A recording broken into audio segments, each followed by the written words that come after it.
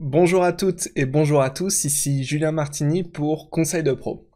Alors, Conseil de Pro, c'est un rendez-vous qu'on va avoir plusieurs fois par mois sur YouTube, en libre d'accès sur la chaîne PMU Poker. Je vous invite d'ores et déjà à aller sur le Twitter de PMU afin de décider du sujet des prochaines vidéos. Ensemble, nous allons voir comment mieux jouer un spot précis ou une situation précise. Faites-nous savoir ce dont vous voulez qu'on parle. Ce premier épisode ensemble, vous m'avez demandé de démystifier le jeu en MTT, et nous allons donc voir comment jouer en Big Blind avec 15 Big Blind devant nous. Alors vous avez été très nombreux à répondre au sondage sur le sujet dont nous allons parler dans cette review, et c'est le sujet MTT qui l'a emporté. La différence majeure entre du cash game et du MTT, c'est qu'en MTT, les blinds vont augmenter, et en plus de ça, en MTT, on paye un buy-in qui nous donne droit à un certain nombre de jetons. En cash game, vous le savez, vous vous asseyez avec un certain montant, vous pouvez vous lever quand vous voulez. Ça m'a tout de suite donné l'idée de répondre à une des vraies questions que vous vous posez systématiquement: comment jouer en Big Blind avec un stack qui est de 15 Big Blind. C'est une situation qui arrive extrêmement souvent dans le cadre d'un tournoi, dans une situation dans laquelle vous vous êtes retrouvé maintes et maintes fois, et on va essayer de démystifier tout ça. Alors, je vous ai partagé mon range à moi contre un open de middle position. Pour moi, middle position, c'est une position que j'utilise très souvent puisque c'est une position qui est très représentative.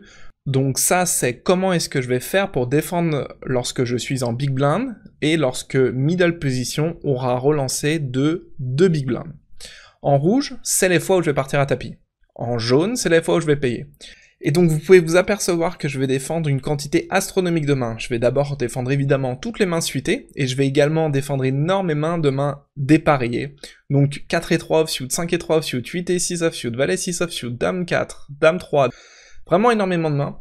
Et ça va faire que finalement je vais relancer plutôt peu de mains. Et les mains que je vais relancer, ça va être les paires qui ont besoin de protection. Donc typiquement à partir de paire de 4 et jusqu'à paire de roi, on va aller partir à tapis, et je vais relancer As-Roi, As-Dame, je vais relancer une partie de mes As-3 suités, As-4 suités, As-5 suités, je vais relancer une grosse partie de mes As-2 suités, je vais également relancer des mains comme Valet 10 suité ou Dame-Valet suité, qui se comportent extrêmement bien contre la plupart des mains avec lesquelles mon adversaire va lui-même coller mon tapis, et parce que je colle énormément avec beaucoup de mains très faibles, je vais également coller avec 2 As.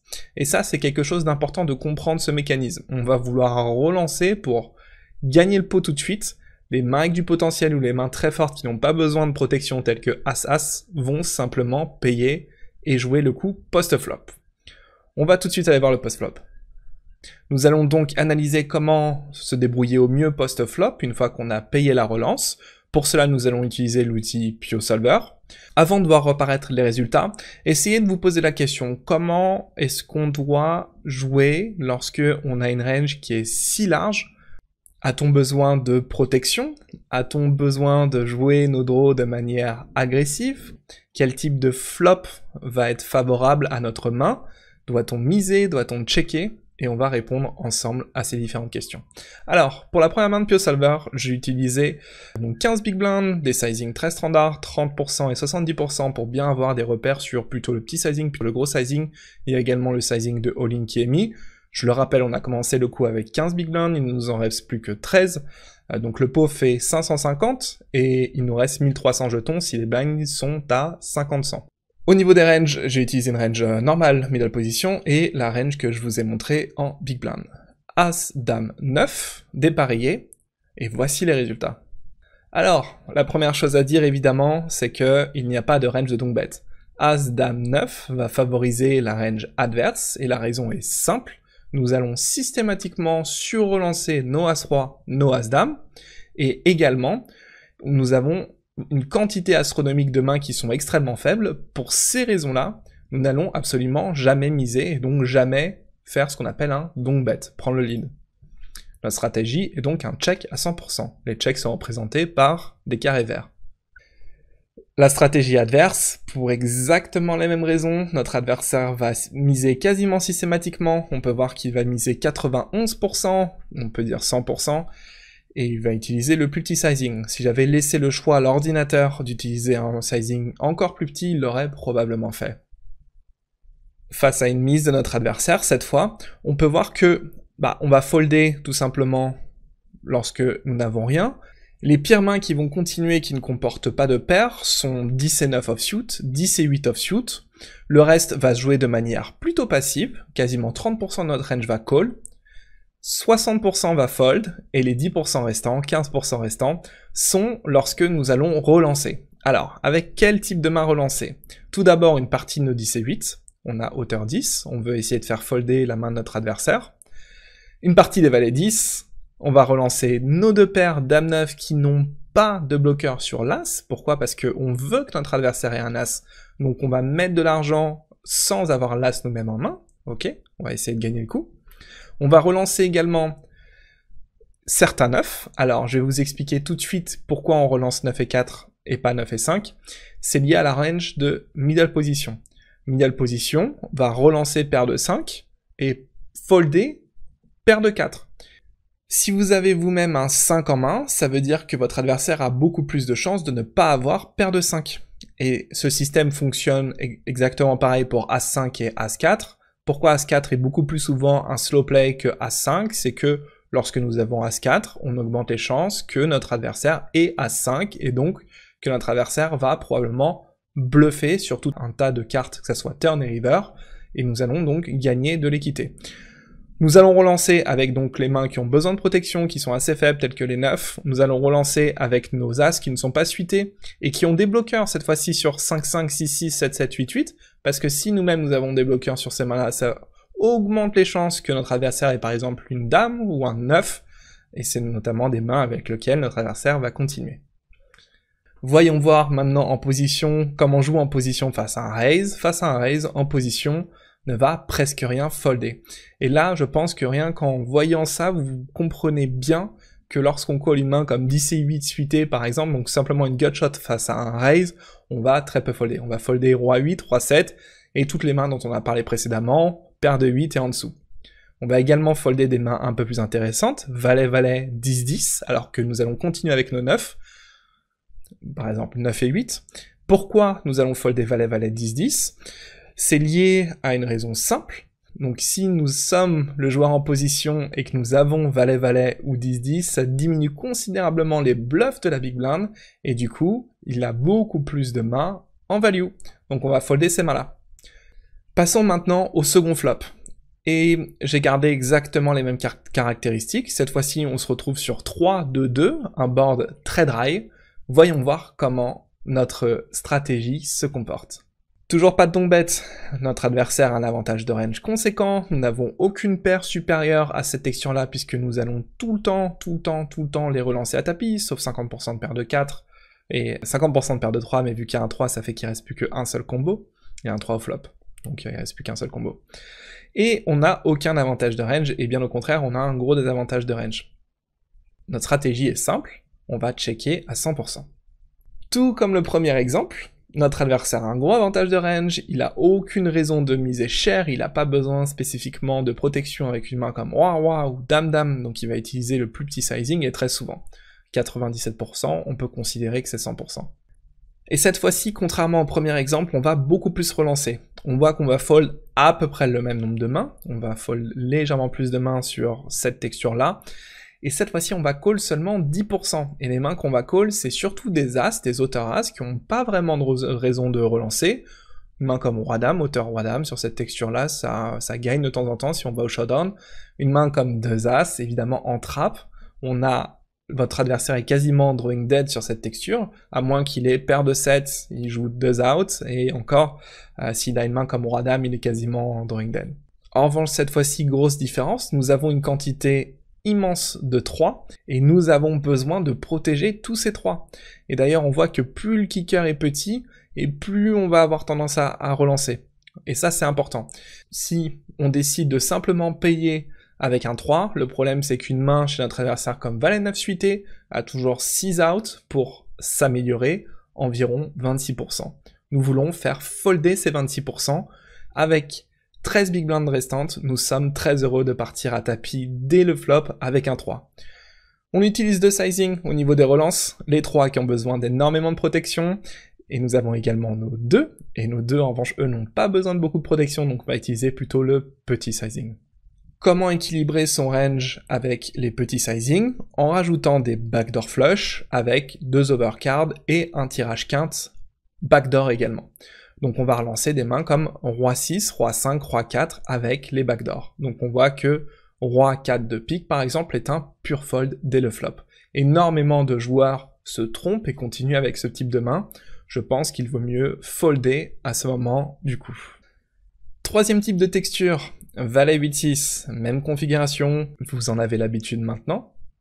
Pour les mêmes raisons que sur les deux boards précédents, notre adversaire a beaucoup plus de nuts. En général, toutes les cartes au-dessus du 9, à chaque fois qu'il y a un board avec une carte au-dessus du 9, sont largement avantageux pour notre adversaire. Nous avons beaucoup plus de combos que lui dans les cartes moyennes et basses, et par conséquent, ça va être très difficile d'assumer notamment une relance si on décide de miser dès le flop. Également, lorsque nous allons checker, notre adversaire va beaucoup miser, et donc on a plutôt intérêt à développer une stratégie de check raise plutôt qu'une stratégie de lead. Donc on check. Board plus connecté, notre adversaire cette fois-ci devra faire plus attention à son range, et middle position devra checker beaucoup plus que précédemment. Il va checker en 16%, et il va essayer de checker avec des mains qui sont un petit peu moyennes, c'est-à-dire que il va checker une partie du temps avec As-Roi, il va checker une partie du temps avec un 8 et un kicker roi, il va checker une partie du temps avec 10-10, et ça c'est lié au fait que finalement le board est assez connecté, et s'il misait à 100%, ça serait beaucoup trop facile pour Big Blind de juste relancer avec une énorme partie de son range. Donc cette texture là qui est assez connectée, sur lequel middle position va prendre beaucoup de relance, il faut avoir une range de check back, et les mains avec lesquelles on a envie de faire ça sont plutôt naturelles. On va miser pour l'exemple. Nous sommes dans la peau de Big Blind, et cette fois-ci, on voit que Big Blind continue beaucoup plus qu'avant. Il va fold 37% de son range, c'est-à-dire qu'il va continuer avec 2 tiers de ses mains, ce qui est très conséquent en termes de combo. Les mains qui ont envie de call, ça va être des pairs, ça va être des gutshots, ça va être toutes ces mains qui vont plutôt bien se comporter, bien aller au showdown. Notre adversaire pourra très difficilement mettre un second barrel au turn, et nous allons pouvoir soit bluffer lorsque nous avons une gutshot, ou soit valoriser lorsque nous avons une paire. Les mains qui ont envie le plus de relancer sont, comme les exemples précédents, les mains qui ont besoin de protection. On voit que par exemple Valet 5 est une relance à 100%, alors que Valet 8, qui a évidemment 2 paires et qui a besoin de beaucoup moins de protection, va simplement payer. Et on voit également quelque chose de très intéressant, c'est qu'une main aussi forte que 2 As a besoin de relancer, car d'une part, beaucoup de cartes vont arrêter l'action turn, comme je vous l'ai dit précédemment, votre adversaire va beaucoup check back sur tout un tas de cartes, et en plus de ça, notre adversaire, face à un raise, va devoir continuer à coller ses mains comme Dame 10, Dame 9 suité, 9 et 10, 9 et 7, etc. Nous allons prendre max value contre ses mains. Nos flush draws sont simples à jouer, la plupart du temps on va vouloir tout simplement les relancer et mettre l'argent au milieu. D'une manière générale, nous allons relancer 20% de nos mains et payer 40%, donc on va jouer plutôt passivement ce genre de texture. Beaucoup de cartes au turn nous redonnent l'avantage. Ces cartes-là sont un 7, un 9, un 8, un 5, un 4, un 6. Sur toutes ces cartes-là, ça va être extrêmement difficile pour votre adversaire de continuer à bluffer. Et enfin, et dernier exemple, nous allons voir comment jouer sur une texture 8, 7, 5 avec un tirage couleur. Et appuyez sur pause 2 petites secondes et demandez-vous les différences par rapport aux textures précédentes. Comment est-ce que cette fois-ci on va vouloir jouer en Big Blind? Et en Big Blind, cette fois-ci, nous voulons énormément miser. Et la raison est simple, c'est que ça connecte très bien notre range, et notre adversaire, si nous checkons, notre adversaire va beaucoup checker, nous allons avoir beaucoup de mal à développer une range de check raise, et il y a des mains qui ont besoin d'énormément de protection. Dans le cas d'un check raise, c'est une catastrophe, car votre adversaire va réaliser son équité de très souvent 2 overcards. Et je veux bien sûr penser aux 8-4, 8-3, 8-2, qui sont des mains qui ont besoin de mettre l'argent le plus tôt possible. D'une part parce que avec 13 big blind, on est très content d'avoir top pair, et d'autre part parce qu'une main comme Dame Valet a 26% d'équité contre nous, et nous voulons gagner le pot tout de suite, nous ne voulons pas laisser l'adversaire réaliser ses 26%, et nous allons donc énormément miser. Face à une mise, middle position est très embêté, il va devoir continuer avec des mains comme As4, il va devoir continuer avec des mains comme Roi 10, et c'est pas forcément ce que les gens font tous les jours. Vous allez pouvoir vraiment exploiter le field en utilisant une stratégie de donc bet aux alentours de 50% sur cette texture-là. Souvenez-vous, avant de miser, demandez-vous pourquoi. Lorsque vous êtes hors de position et que votre adversaire va souvent miser, essayez plutôt de développer une stratégie de check raise. Si vous êtes hors de position et que votre adversaire aura tendance à checker cette texture, il va vraiment falloir mettre de l'argent le plus tôt possible dans le pot, et donc n'hésitez pas à avoir une stratégie de lead. C'était Julien Martini pour Conseil de Pro. Alors c'est ma première émission ensemble. D'une part, n'hésitez pas à me dire dans les commentaires ce qui y a été, ce qui n'a pas été, ce que vous voulez comprendre un peu plus, peut-être les aspects sur lesquels vous avez envie que je passe plus de temps. Également, suivez-nous sur Twitter et ainsi faites savoir ce que vous voulez avoir lors de la prochaine émission. À très bientôt autour des tables.